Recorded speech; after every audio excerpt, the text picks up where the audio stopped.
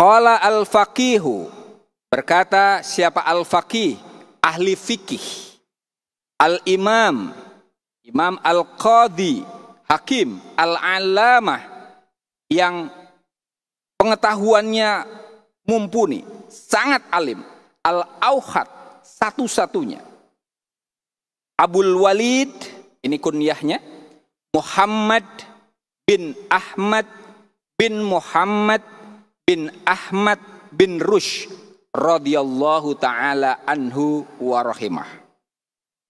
Pengarang kitab ini, Faslul Maqal ini, nama aslinya Muhammad. Anaknya Pak Ahmad, cucunya Muhammad. Orang Arab kayak gitu, Pak. Namanya Muhammad Ahmad Mahmud gitu. Saya Zainul Ma'arif dulu waktu masih kuliah, itu kuliahnya saya di Mesir, Al-Azhar Mesir. Itu di Mesir, Pak, itu banyak orang namanya yaitu, kalau laki-laki kalau tidak Muhammad Ahmad Mahmud gitu. Jadi kalau bawa bapak ke Mesir dan iseng ke pasar gitu, teriak Muhammad, itu satu pasar nengok semua itu. Karena terlalu banyak. Tadi Muhammad bin Ahmad bin Muhammad bin Ahmad, barulah bin Rushd. Maka kemudian beliau disebut dengan Ibnu Rushd.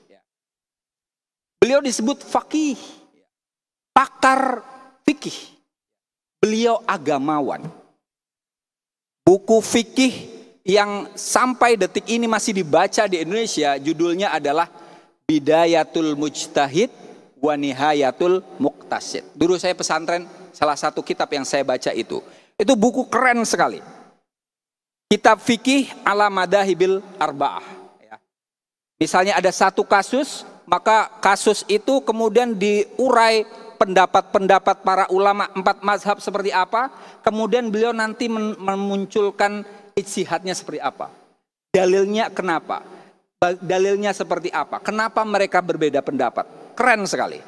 Itu salah satu karya beliau. Kemudian beliau juga mengarang kitab usul fikih. Mukhtasornya Al-Mustasfa Al-Ghazali. Ya. Jadi Imam Al-Ghazali mengarang buku usul fikih berjudul Al-Mustasfa. Beliau kemudian menulis ringkasannya dan itu juga luar biasa. Jadi beliau adalah agamawan sekaligus pakar fikih. Dan tidak sekedar agamawan ecek-ecek, Bapak, ya. Beliau dengan kepakarannya di bidang fikih menjabat sebagai al-qadhi, qadhi qudhat, hakim agung di Sevilla dan Granada. Ya. Di zaman Spanyol dipimpin oleh umat Islam. Zaman dinasti Mohad yang kala itu khalifahnya adalah Abu Ya'qub Yusuf. Nah, Ibnu Rushd adalah al-allamah, orang yang pengetahuannya luas. Beliau tidak hanya agamawan, tidak hanya menguasai ilmu agama dan fikih, tapi juga ilmu-ilmu umum. Beliau adalah filsuf. Jadi kalau zaman dulu orang untuk menjadi filsuf, menjadi ilmuwan, dia harus jadi filsuf. Filsuf pasti ilmuwan, ilmuwan pasti filsuf zaman itu. Karya-karya filsafat yang harus dikuasai zaman itu adalah karya-karyanya Aristoteles. Juga kalau di dalam bidang kedokteran adalah karya-karyanya Galen, Hippocrates dan Galen. Ibnu Rushd ini dikenal sebagai komentator karya-karyanya Aristoteles. Orang Eropa, orang Barat mengenal Aristoteles gara-gara beliau, Pak.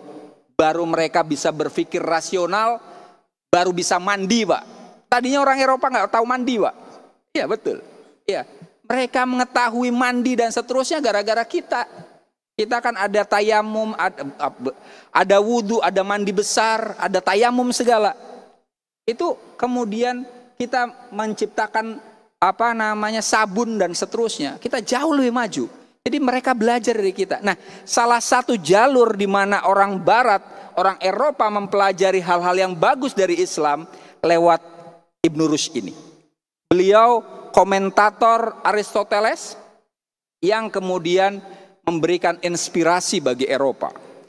Dan seperti tadi saya bilang, filsuf adalah ilmuwan dan sekaligus beliau dokter. Bukan dokter puskesmas, Bapak. Bukan dokter di klinik kecil, tapi beliau adalah dokternya khalifah tadi. Ibaratnya kalau di Indonesia beliau dokternya Pak Jokowi lah. Jadi dokternya dokter. Dahsyat betul. Sebagai agamawan beliau kemudian menjadi faqih, dan sebagai faqih beliau jadi qadhi qudat, hakim agung, pemimpin mahkamah agung lah kalau di Indonesianya, hakim agung. Sebagai filsuf beliau komentator seluruh bukunya Aristoteles, di mana Aristoteles adalah filsuf terhebat saat itu, ilmuwan terhebat saat itu. Dan sebagai dokter beliau dokternya khalifah.